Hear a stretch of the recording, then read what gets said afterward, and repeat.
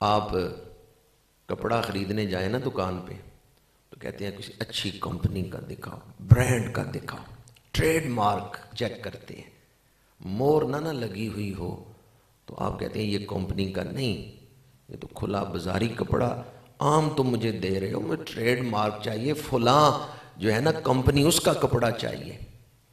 حدیث کی شرح میں شارحین نے لکھا ہے جس کے ایمان پر حیا کی مور نہیں ہے، جس کے ایمان پر حیا کی مور نہیں ہے وہ اپنے دل میں چیک کرے ایمان ہے بھی یا نہیں۔ اِنَّا لِكُلِّ دِينٍ خُلُقًا وَخُلُقُ الْإِسْلَامِ الْحَيَاءُ، ہر دین کی ایک خاص خصلت ہوتی ہے، نشانی ہوتی ہے، پہچان ہوتی ہے، خاص وصف ہے ہر دین کا۔ اسلام کی پہچان حیا ہے، مومن بے حیا نہیں ہوتا۔ اور ایک حدیث پاک میں دیکھیں کتنی حدیثیں ہیں اس ایک موضوع پر، سینکڑوں حدیثیں ہیں حیا کے موضوع پر۔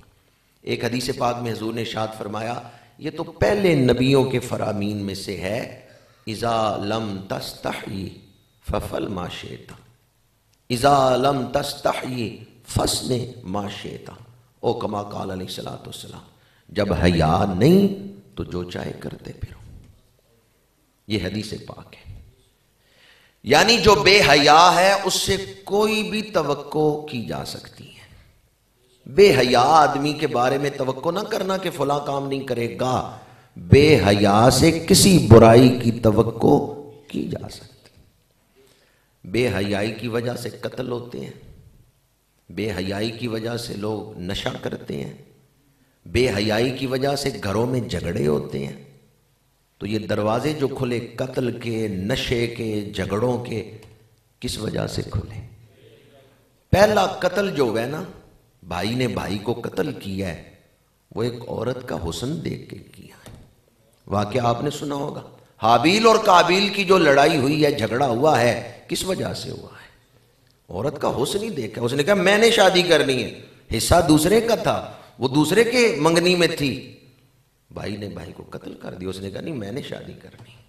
تو پہلا قتل جو ہوا ہے وہ آنکھوں کے غلط استعمال کی وجہ سے ہوا ہے، اس عشق و محبت کی وجہ سے پہلا قتل ہوا ہے۔ تو بے حیائی نے کتنے قتل کروائے، بے حیائی کی وجہ سے لوگوں نے کتنا نشہ کیا یا نشے کر رہے ہیں، بے حیائی کی وجہ سے گھروں میں جھگڑے ہو رہے ہیں۔ اس لیے یہ ایک جملہ ذرا غور سے سن لیں اور دنیا تک پہنچا دیں، آخرت کی فکر نہیں نا تو خدا را اپنی دنیا سنوارنے کے لیے ہی حیا کو اپنا لیں۔ دوبارہ کہہ رہا ہوں، خدا را اپنی دنیا سنوارنے کے لیے ہی حیا کو اپنا لیں، خدا را اپنی دنیا سنوارنے کے لیے ہی حیا کو اپنا لیں۔ آپ سکون چاہتے ہیں، بے حیائی میں سکون نہیں، حیا میں سکون ہے۔ آپ کامیابی چاہتے ہیں، بے حیائی میں کامیابی نہیں، حیا میں کامیابی۔ خدا را اپنی دنیا سنوارنے کے لیے ہی، اپنے دنیاوی سکون کے لیے ہی حیا کو اپنا لیں۔ یہ غلط فہمی ہے، یہ مغالطہ ہے کہ بے حیائی کی وجہ سے سکون ہے۔ بے حیائی میں وقتی لذت مل سکتی ہے، سکون نہیں ہے۔ سکون جنہیں آخرت کی فکر ہے انہیں مبارک، وہ تو بڑے خوش نصیب، بڑے اعلیٰ مقام والے لوگ ہیں جو آخرت کے لیے کام کرتے ہیں۔ اگر کسی کو آخرت کی فکر نہیں نا، یا آخرت کی بات دل پر اثر نہیں کر رہی، خدا را اپنی دنیا سنوارنے کے لیے، اس دنیا کو نشے سے بچانے کے لیے، جھگڑوں سے بچانے کے لیے، قتل و غارت سے بچانے کے لیے شرم و حیا اپنا لے۔ شرم و حیا میں بہت ساری چیزیں ایسی ہیں جن کی طرف ہمیں توجہ دینے کی ضرورت ہے۔ اسلام یہ چاہتا ہے کہ حیا اپناؤ اور حیا پھیلاؤ، صرف خود ہی شرم و حیا والے نہ بنو، معاشرے کو بھی شرم و حیا والا بناؤ۔